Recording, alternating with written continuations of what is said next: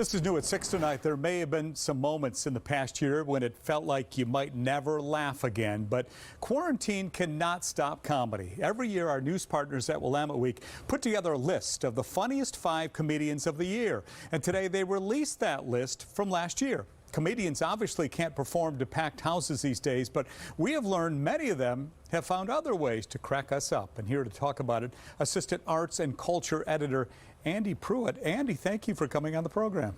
Thanks for having me. The first comedian on the list is a high school teacher by day. Andi, she says dealing with hecklers on open mic nights actually prepared her for virtual learning. Is that right? Yeah, that's right. I mean, you might expect a comedian who deals with a heckler to roast that individual. Like, they're going to get them and they're going to embarrass them in front of the whole crowd. But not Katie Nguyen, who is our top comic in the city this year. She goes about it with the teacherly approach because she is a high school instructor. She will give that heckler a polite talking to.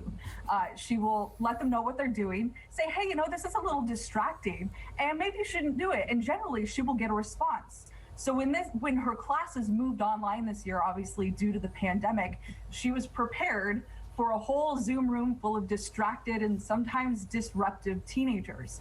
And so with her heckler approach, she's not going to roast her students, of course. She knows sort of how to address their needs. And I love how she says in the story that when someone is interrupting, particularly a student, but even someone at a comedy club, they're acting out and they're saying, hey, you know what? I either need help or I need attention. So if you ever see Katie on a Portland stage and she deals with a heckler, which she rarely has to do, don't expect her to roast that person, but expect a polite talking to after her set.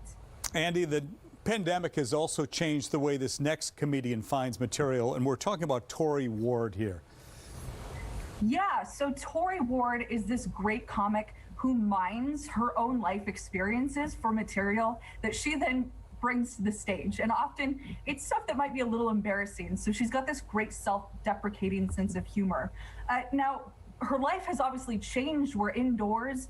We're not doing our normal routines. So she's thinking of some of those silly online experiences that she's had and sharing those with us in the story. And I think we'll probably end up seeing those in her material once it's safe to go back to the comedy clubs. One of the great examples she shared was she started taking online classes at PSU. And this is the only chance she ever got to actually talk with other people at this point in the pandemic. Suddenly, her instructor decides to go to silent meetings where students type their responses to each other. And she kind of lost it. She had a meltdown and said, no, this is my form of human connection. I don't want to type, I want to talk. And then she realized she had to sort of just pull herself together and get back to it. But it's funny little life details like that we will probably, I think, see her bring to the stage later on. Let's talk about Tyrone Collins and how he put his show together, Andi. Right. So he was not pleased with Willamette Week's Funniest 5 poll in years past. And we don't pick at Willamette Week the winners. We leave 100% of the voting up to the comic community. And how that vote comes out, it comes out. Sometimes that's not a very diverse lineup in terms of demographics.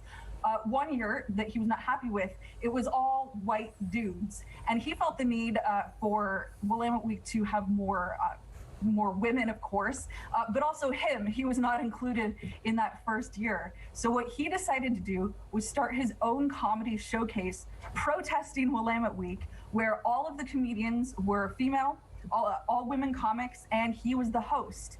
And this is a great sort of theme in his comedic career of persistence. When he didn't want to wait at open mics to get some stage time, he created his own on a bar on 82nd. When he wasn't in the Bridgetown Comedy Festival, he decided, you know what, I'm going to go launch my own. And he's the person who helped found the Northwest Black Comedy Festival. So persistence and passion have really paid off for Tyrone.